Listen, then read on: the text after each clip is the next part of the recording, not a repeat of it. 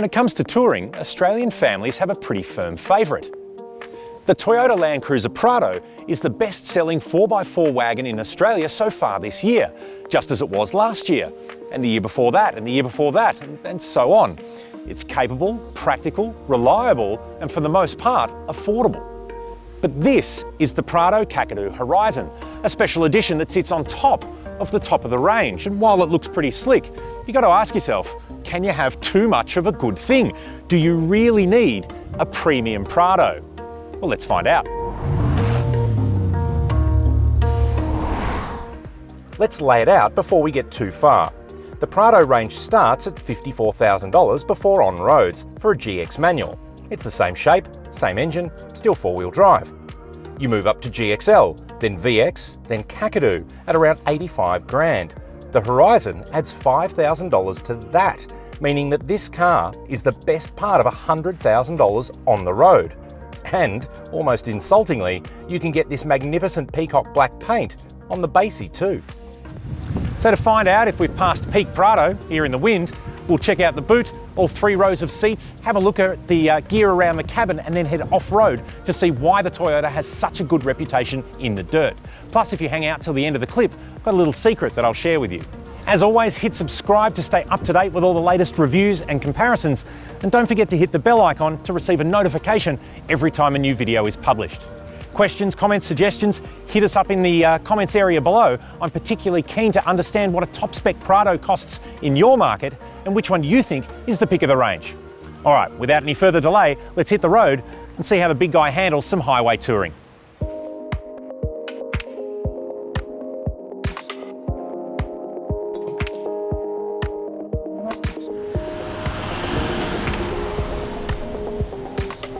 Well, the basic details of the 150 series Prado should come as no surprise, as this generation has been on sale in Australia now for over 10 years. To be fair, Toyota have kept it fresh, and there was a facelift in 2015 and again to this model in 2018. Now you have the grand total of one engine choice, the familiar 4-cylinder 2.8 litre diesel that we know from the Hilux and the Fortuner and, well, pretty much every other Prado. Now it's got 130 kilowatts peaking at 3,400 RPM and 450 Newton meters between 1,600 and 2,400 RPM. It's not a bad engine, but you've got to remember this is a 2.5 ton car, and you can already get a 4x4 7-seat wagon with a 2.8 litre engine in the Fortuner, and well, you just can't help but feel that that unit is perhaps a little bit understated for a car like the Prado. I mean, have a look in the engine bay. There's so much room in there, a V6 would just post in. Power aside, there's a 6-speed automatic transmission driving all 4 wheels, but more on the 4-wheel drive system in a little bit. Now we're cruising along at around 80 kilometres an hour on a windy road. We're using 6 litres per 100, so it is an economical tourer, but it doesn't really get anywhere very quickly. It does 0 to 100 in around 17 seconds, which is not ideal, but when you relax and you settle into that touring mode, it is an easy, comfortable, quiet car. The cabin's good, the seats are great, the visibility's nice. So I think if you go into the Prado knowing that it's not going to set your heart on fire in terms of performance, then it's not a bad bet. But that's without towing anything. Slap a 2.5 ton caravan on the back and I think you'll feel it. Now, being a family car, there's a 5-star ANCAP safety rating, and you get the full suite of Toyota's Smart Sense driver assistance and safety technology. So we've got a lane departure warning, we've got adaptive cruise control, there's a blind spot monitoring and rear cross traffic alert on the Kakadu, but what it doesn't have is a lane correction system because this is still running a hydraulic steering rack, not an electric one that you find in some of the competitors. So there's no way for the car to bring you back into its lane, which is sort of what we're expecting in 2020. All that said though, I'm comfy, I'm relaxed, we're economical, we're touring. I feel I could do this all day. But we're here to look at the Horizon, not drive off into it. So let's check out the details. The $5,000 you spend on top of a Kakadu adds this lower front spoiler and rear spats, plus a bit of chrome along the side and on the mirrors.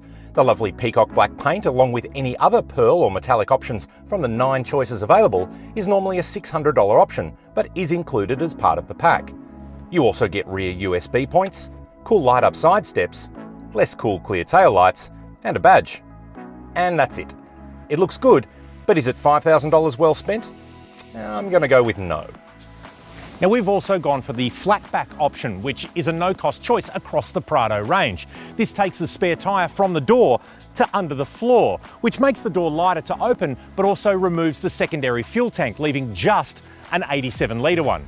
You also get a split rear opening, which is handy for putting stuff in because, to open the whole door, you need about 1.5 meters of space behind the car just to swing it open.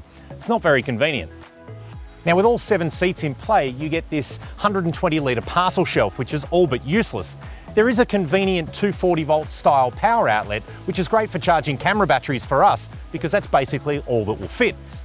Luckily, these seats are powered to fold, which offers a more sensible 620 litres. Get rid of all the seats and there's over 1,800 litres of room in there. But given there's lovely soft beige leather to sit in, that feels like a bit of a waste. Now, access to the third row is easy. There's a lever on the side here. You just lift it up and the seat tilts and slides automatically.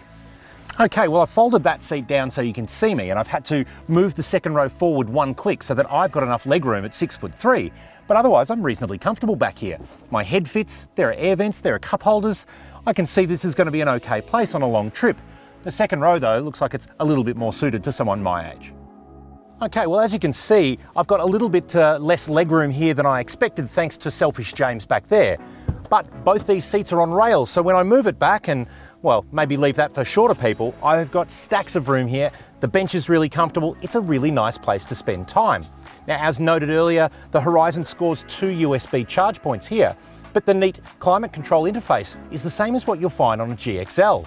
Now, looking around the cabin, there are bottle bins, and of course there's the DVD player on the roof, which kind of sums up where the Prado sits for me.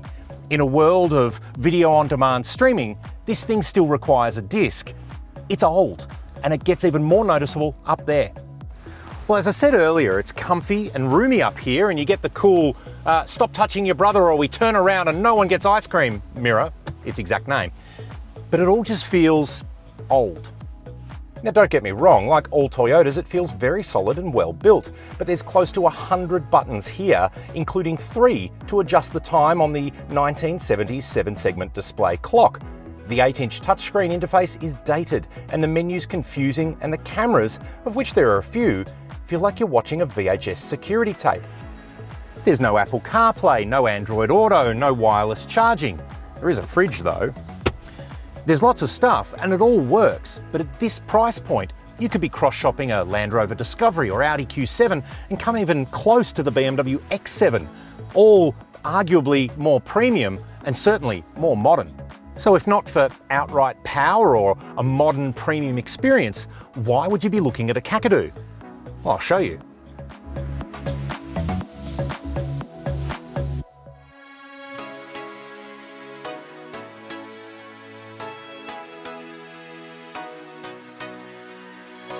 This is where the Prado is most at home and where it can really showcase its capability. Part of the standard equipment is a central diff lock so you can evenly distribute power front to rear. There's also a rear diff lock so you can send that rear power to the left and right at the same time, basically meaning you can get out of a lot of sticky situations. So the Kakadu gets Toyota's Trick hydraulic KDSS suspension system. The kinetic dynamic suspension system basically has sway bars that the car will disconnect when you're off-road and stiffen up when you're on-road to improve your handling. The disconnected bars off-road allow a lot more extra wheel travel and articulation over bumps and ruts like these. Now, we also have the MTS, the multi-terrain select system, which I have to say, the dials look like you're putting a washing machine on spin cycle.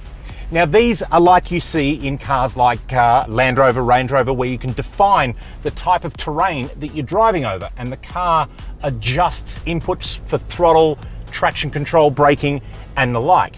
It's a pretty significant system in a car like this, which is already pretty capable. Now, using this, we can choose the type of terrain we're dealing with and even enter a crawl mode, which mitigates throttle input. So if you're bouncing up and down like we were just then and your foot accidentally slaps the accelerator, you don't go jerking off into a bank of earth. The best bit about it is here though, where the screen shows you all of the features of the MTS. You've got the cameras that look out and show you what each of the wheels is doing. The inclinometer tells you how steep or tilty your car is. It's a pretty cool system. I just wish it was in high definition. It really is a fun car to drive in these conditions. And I guess being a Toyota too, you know that you've got a 5-year warranty and you're backed by a broad dealer network that's right around the country. Remember too that these things need servicing every 6 months, not 12 months like some of their competitors, but they're pretty reliable, it's capped price, and your resale value at the end of your ownership period is always pretty high. Well, our lovely greeny, blacky blue Horizon is nice and dirty, which is kind of what it was designed for. I'm just glad we didn't scratch or damage that body kit, because it's not really a clever addition if this is what you're wanting to use your Prado for. No, it's not the newest, the most modern, or the most polished, but it is everything we said at the start of the clip. Reliable, capable, dependable, comfortable. Now, I think we all agree that the Horizon pack is not worth the $5,000 spend. But despite the clever suspension and off-road hardware that the Kakadu has, I'd argue that it's not worth $90,000 of your dollars either. You know that secret I promised you at the start of the clip? Well, although I showed you the MTS, the multi-terrain system, I didn't actually use it. The base 4x4 system that the Prado carries from GX, GXL and VX is more than enough to get you to some pretty remote places. The trick hardware is good, but you've got to ask yourself, do you really need it? And is the better Prado lower in the range? So if you can get past the dated tech and sort of adequate power, then the Toyota Prado is still worthy of its family favourite title in the large 4x4 stakes. Just maybe get a GXL, you can still get it in this colour, and head for the Horizon rather than buying one. To find out even more about the Toyota Prado, the Kakadu or the rest of the range, head on over to CarAdvice.com. As always, hit subscribe so you can stay up to date with all our latest videos. And if you've got any questions, comments or suggestions, hit us up in the comments below. I'm particularly keen on knowing what your favourite Prado is and what colour you'd get it in.